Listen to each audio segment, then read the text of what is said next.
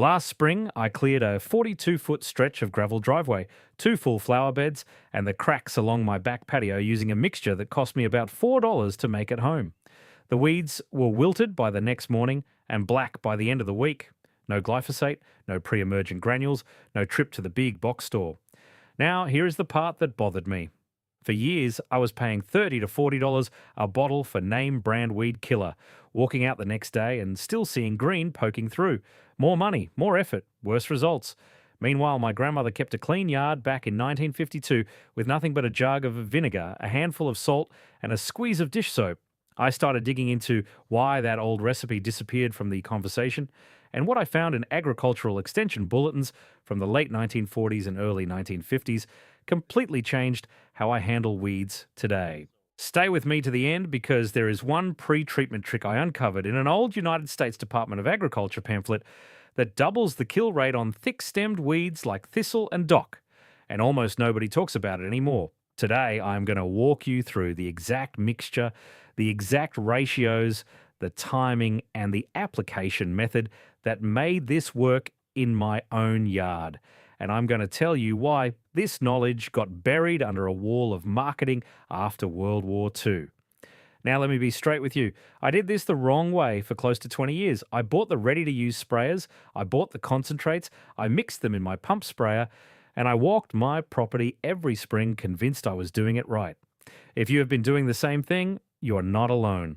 I was right there with you, standing in the garden aisle reading labels I barely understood. What finally shifted my thinking was a conversation with a retired extension agent at a county fair a few years back. He told me the old-timers in his county never bought weed killer. They made it, and when I went home and started pulling up old research from the 1940s and 50s, I realized we had traded a working system for a more expensive one, and we lost something in the trade. Here is what most people do not know. Before 1946, American farmers and backyard gardeners relied almost entirely on mechanical weeding, boiling water, salt solutions, and acetic acid, which is the active ingredient in vinegar. Agricultural bulletins from land-grant universities in the 1930s and 40s routinely recommended horticultural vinegar for spot treatment of broadleaf weeds. Then 2,4-D hit the market in 1946, followed by a wave of synthetic herbicides through the 50s and 60s. These were cheaper to mass produce, easier to package, and far more profitable to sell season after season. The old recipes did not disappear because they stopped working. They disappeared because nobody could patent vinegar and salt. A farmer who makes his own weed killer is not a repeat customer. These methods were not folk wisdom. They were developed by populations that needed clean cropland without access to industrial chemistry. And modern research out of the United States Department of Agriculture's Beltsville station in 2002 confirmed that horticultural vinegar at concentrations of 15 to 20% acetic acid killed 80 to 100% of tested weed species within hours of application. The science was never wrong. The marketing just moved on. All right, let me show you exactly how to make this work in your own yard. The first thing you need to understand is that not all vinegar is the same. The vinegar in your kitchen cabinet is 5% acetic acid. That is too weak to do the job on anything beyond the youngest seedlings. What you want is horticultural vinegar, sometimes labeled as 20% vinegar or 30% vinegar. You can find it at farm supply stores, at feed stores, or online for about $15 to $20 a gallon. The reason this matters comes down to plant biology. Acetic acid at 20% concentration strips the waxy cuticle off a weed's leaves within minutes, causing rapid desiccation. The plant loses water faster than it can replace it, and the top growth collapses. At 5%, the plant just shrugs it off. This is the single biggest reason Grandma's recipe stopped working for people who tried to recreate it with grocery store vinegar. Now, I want to be straight with you about handling. 20% vinegar will irritate your skin and your eyes. Wear gloves and safety glasses when you mix and when you spray. Treat it with the same respect you would give any concentrated garden product. Here is where most people get the mixture wrong. The recipe I pulled from a 1951 farm bulletin is 1 gallon of horticultural vinegar, 1 cup of table salt or rock salt, and 1 tablespoon of liquid dish soap. That is it. 3 ingredients. Each one has a job. The vinegar does the fast kill. The salt disrupts the weed's ability to take up water through its roots, which is critical for perennial weeds that try to regrow from a taproot. The dish soap is a surfactant. It breaks the surface tension of the liquid so the mixture actually clings to waxy leaves instead of beating up and running off. Without the soap, you are spraying vinegar at a raincoat. Here is what to avoid. Do not use scented dish soaps with heavy fragrance additives. A plain blue original dish soap works best, and do not substitute sea salt or Epsom salt. Epsom salt is magnesium sulfate, and it will actually feed some weeds rather than kill them. Mix the salt into the vinegar first and stir until it dissolves completely. This takes a few minutes, then add the dish soap last and stir gently so you do not foam the whole jug. Pour into a garden pump sprayer and you are ready. Now, a fair warning about where you use this. This mixture is non-selective. That means it will kill anything green it lands on, including the plants you want to keep. It also temporarily raises the salt content of the soil, which is why I use it on driveways, gravel paths, patio cracks, fence lines, and bare areas I'm clearing for a new bed. I do not spray it between my tomato rows.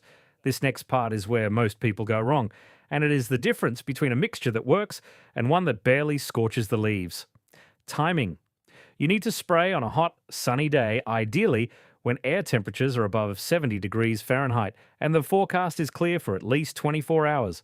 The mixture works through a combination of chemical burn and solar-driven desiccation.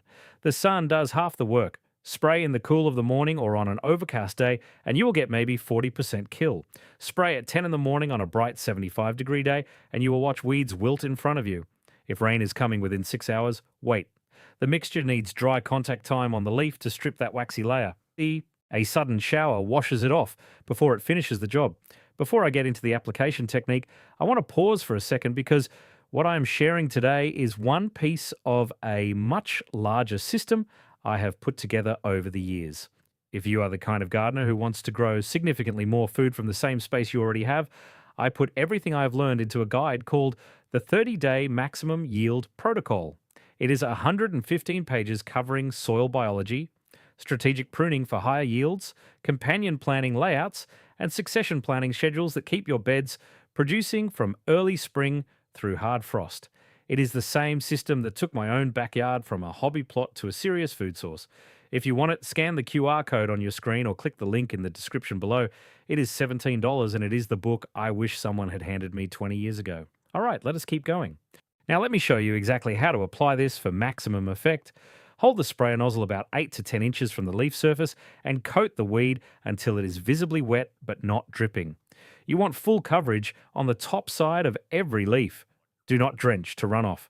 That just wastes mixture and spreads salt where you do not want it. For small annual weeds like chickweed, crabgrass seedlings, and purslane, one pass is usually enough. You will see wilting within 2 to 3 hours and full browning within 24. For older, established weeds with deep root systems like dandelion, plantain, or bindweed, you need a second application 3 to 4 days after the first. The first pass kills the top growth. The second pass hits the new growth that tries to push up from the root, and that is what finally exhausts the plant. On gravel driveways and patio cracks, I walk the whole area once, wait 4 days, and walk it again. After 2 passes, a driveway usually stays clean for 6 to 8 weeks before any new seeds germinate and start the cycle again. Now, here is where the suppressed knowledge really pays off. The old bulletins recommended timing your applications with the weed's growth stage, not the calendar. Spray when weeds are actively growing and have 3 to 5 true leaves. That is when they are pulling the most water and nutrients and the mixture gets translocated fastest. Spraying a dormant weed in August drought conditions does almost nothing. If you're in US DA zones 3 through 5, your best application windows are late May through June and again in early September. In zones 6 through 8, you have a longer window from April through October, avoiding the dead heat of mid-July when many weeds go semi-dormant. In zones 9 and 10, you can spot treat almost year-round. Let me address a few patterns I see all the time because these are the mistakes that make people give up on this method and go back to the store. The first pattern is using regular household vinegar and expecting results. I already covered this, but it is worth repeating. 5% vinegar is not enough. If you try it, you will see mild leaf spotting and conclude, the recipe is a myth. It is not a myth. You just need the right concentration. The second pattern is oversalting. I have seen people double or triple the salt thinking more is better. What actually happens is you load the soil with so much sodium that nothing will grow in that spot for 2 or 3 years. Stick to 1 cup per gallon. That is plenty to do the job. And the salt naturally leaches out over a season or two of rain. The third pattern is spraying in the wrong conditions. Cool, cloudy, humid, or windy days all reduce effectiveness. I did this myself for years. I would grab the sprayer after work at 6 in the evening when the sun was weak and wonder why the weeds barely wilted. Wait for heat. Wait for sun. The mixture is only half the equation. And the fourth pattern is treating this like a one-time fix. Any weed control method, chemical or natural, requires follow-up. Seeds in the soil will keep germinating. What you're doing is reducing the pressure, not eliminating it forever. A quick walk with a sprayer every 3 to 4 weeks during the growing season keeps a property dramatically cleaner than one heroic spray day in April. These mistakes are why the recipe got a reputation for being unreliable. It is not unreliable. It just got separated from the instructions that used to come with it. Now I want to pay off what I teased at the beginning. This is the pre-treatment trick I pulled out of that old USDA pamphlet, and it is the single biggest upgrade I've made to the whole system. For thick-stemmed, waxy or hairy weeds like thistle, dock, burdock, and mature mullein, the leaf surface is tough enough that even 20% vinegar struggles to penetrate. The old-timers would walk the property the day before spraying with a weed whip or a sharp hoe and bruise or score the top growth, not cut it off. Just crush or slash the stems and main leaves. What that does is break open the cuticle and create hundreds of entry points for the mixture.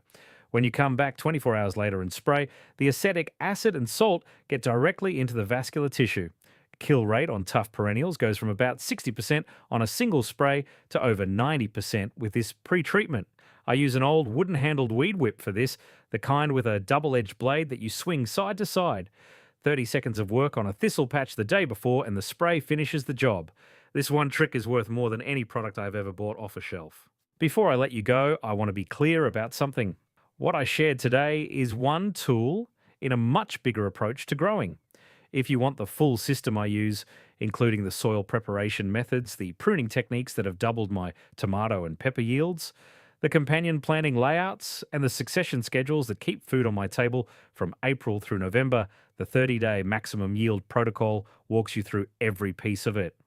115 pages, $17, and written for home gardeners who want real results from the space they already have. Scan the QR code on your screen or click the link in the description below. This is the guide I hand to anyone who is serious about getting more out of their garden without buying more land or more equipment. So the next time you walk out to that weedy driveway or that patch along the fence line, you have a choice. You can keep buying what the marketing tells you to buy, or you can mix 3 ingredients in a jug the way your grandmother did and watch it work by morning. Tell me in the comments what you're going to treat first, and I will see you in the next one.